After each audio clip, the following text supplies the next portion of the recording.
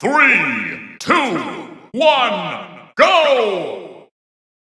Who is Kissy Missy in Poppy Playtime? Who Kissy was as a person gets answered in 3 key places across the game, yet we still don't know who she is. Let me explain. First is her experiment number. Chapter 4's weekly checkup 1172 note describes an experiment rubbing the fur on her arms when stressed, which is exactly what Kissy does every time we see her. That confirms she's experiment 1172, made just 2 experiments after Huggy. Second, Poppy's line in chapter 3. When Kissy tackles us outside of Home Sweet Home and Poppy tells her to stop, Poppy says play care makes her tense. That one sentence debunks the whole fan theory that Kissy was an employee like Patty Hall. Kissy's trauma is tied to the orphanage, not the factory offices. She was a kid. Third, the photograph in Home Sweet Home. Kissy stares at a picture of a little girl without acknowledging us. 3 theories exist on who that girl is. A kid Kissy bonded with as a toy, a friend before the transplant, or Kissy herself as a human. The girl looks sad. Which fits any of them? We know the identity of so many characters in this franchise, but how did the prototype blow up Safe Haven without anyone noticing? Well, it wasn't luck. He planned every step. Poppy's plan was to use old mining charges buried in the foundation to destroy the factory once the orphans were retrieved. We placed 4 charges and rerouted the red smoke, but the second we finished, nightmare critters attacked and forced us to run, leaving the charges completely unmonitored. That wasn't a coincidence. The nightmare critters are obedient to the prototype. In chapter 3, Dog Day tells us that the ruined critters follow Catnap to avoid torture or death, and in return they're fed. In chapter 4, we see that obedience firsthand. Sawyer commands a group of them to attack us, and when he calls them off, they usually walk out. The prototype has the same control. He waited until we finished planting the charges, then sent the critters after us to clear the area. He had to have been watching. We know he was physically lurking nearby because right before we enter Safe Haven, Kissy pulls us into a hole in the wall to hide as the prototype walks right past us. He was already there, and this isn't new behavior. In chapter 2, he grabbed Mommy Longlegs seconds after we killed her. In chapter 3, he appeared moments after we shot Catnap. He's always watching, waiting for the right moment to move. But the real trick was getting everyone out of Safe Haven first. After we fix the generator, the prototype calls us as Ollie and screams that the prototype is outside. Dowie immediately leaves to check the defenses. Then Poppy sends us out to plant the charges and tells us to meet back at Safe Haven. With Dowie outside and us in the foundation, Safe Haven was empty. The prototype walked right in. But right before the explosion, Dowie does mention that the generator was fine, possibly hinting that the generator itself also helped with the explosion. The timing proves it. From the moment we lose sight of the charges to the moment Safe Haven explodes is about 1 minute. The prototype had to have retrieved the charges, get inside Safe Haven, plant them, and detonate. He pulled it off because he already had the path planned, and the phone call at the end of the game confirms it. The prototype, still pretending to be Ollie, thanks us for gathering the charges. He put them to good use. He even bought himself extra time. When he guided us through fixing the generator, he used the most complex technical language possible. He could have just told us to put the round piece in the round hole. Instead, he stalled us with confusing instructions while he set everything up. The prototype didn't just blow up Safe Haven. He made us build the bomb, clear the area, and hand him the keys. Every step was his. The red smoke in Poppy Playtime does 3 completely different things depending on how it's used, and once you understand all 3, it explains almost every major event in the game. In chapter 3, we walk into a room flooded with it and immediately start hallucinating. We see our old office with "Guilt Haunts You" written on the wall, and then a nightmare version of Huggy bursts out of a TV and eats us before we wake up. The smoke triggered all of it, but later in the next chapter we encounter red smoke that doesn't cause hallucinations, it just kills us. We need a gas mask to walk through it, and without one, we die. So why does the same smoke do two different things? Because catnap controls the dosage. When catnap knocks our gas off in the counselor's office, we hallucinate again instead of dying, even though the same lethal smoke was just around us. Catnap was dispensing it in controlled amounts. A low dose causes hallucinations, a high dose kills. That's why in the final boss fight, we're standing right next to the smoke and nothing happens. Catnap was choosing exactly how much to release and when, which raises a question: why didn't bro just kill us? But that's besides the point. Chapter 4 proves it gets even more dangerous. Secondary labs are filled with red smoke, and our gas mask now has a timer on the air filters. The same mask that worked fine in chapter 3 can barely handle the concentration down in the labs, meaning the smoke there is significantly more potent. Playtime Co. also ran pipes of it through the prison blocks, most likely to sedate experiments whenever they needed to move them between cells. The red smoke's original purpose was even darker. Playtime Co. used it on the children in Playcare to put them to sleep so they could be taken and experimented on, but it was giving the kids vicious nightmares, which is likely why our hallucinations are so violent. Smoke was never designed to be safe. It was designed to knock kids out long enough for scientists to do whatever they wanted. Chapter 5 brought all of this full circle. The prototype had Catnap's red smoke canisters taken after killing him and wore Catnap's skin on his back. He took the weapons for himself, and during the Huggy memories in chapter 5, we see Playtime Co. use the red smoke to sedate Huggy whenever he got too aggressive, confirming that the company was weaponizing it long before the prototype ever did. A chapter 5 collectible even shows a red smoke sample with the description "taken during early development." Each scientist kept a small sample of the first developed batch as a memento. The scientists were proud of what they made. 3 functions: hallucination, death, and explosion. The red smoke isn't just atmosphere, it's the single most dangerous tool in the entire factory.